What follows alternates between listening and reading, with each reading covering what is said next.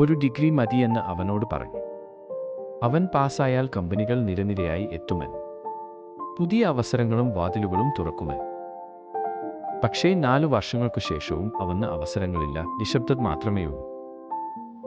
അവൻ 27 റെസ്യൂമെകൾ അയച്ചു, 5 അഭിമുഖങ്ങളിൽ പങ്കെടുത്തു. അവരിൽ നിന്നെല്ലാം പുറത്തേക്ക് നടന്നു. സത്യം മറച്ചുവെച്ച ഒരു പുഞ്ചിരിയോടെ, ഞാൻ എന്താണ് ചെയ്യുന്നതെന്ന് എനിക്ക് ഒരു പിടിയുമില്ല. അഭിമുഖങ്ങളിൽ എങ്ങനെ സംസാരിക്കണമെന്ന് ആരും അവനെ പഠിപ്പിച്ചിട്ടില്ല. അല്ലെങ്കിൽ ശരിയായ ഒരു റെസ്യൂമെ എഴുതുക, അല്ലെങ്കിൽ അവൻ്റെ അഭിനിവേശം എങ്ങനെ പിന്തുടരാം, അല്ലെങ്കിൽ ആത്മവിശ്വാസം ഒറ്റരാത്രി കൊണ്ട് കെട്ടിപ്പൊടുക്കപ്പെടുന്നതല്ല. അവർ അവനോട് പഠിക്കാൻ മാത്രമേ പറയൂ. ഇപ്പോൾ അവൻ ഒരു പേപ്പർ ഡിഗ്രി എങ്ങനെ അതിജീവിക്കണമെന്ന് അറിയാത്ത ഒരു ഡിജിറ്റൽ ലോകത്തിനും ഇടയിൽ കുടുങ്ങിക്കിടക്കുകയാണ്. എന്നിട്ട് അവൻ വ്യത്യസ്തമായ ഒന്ന് കണ്ടു.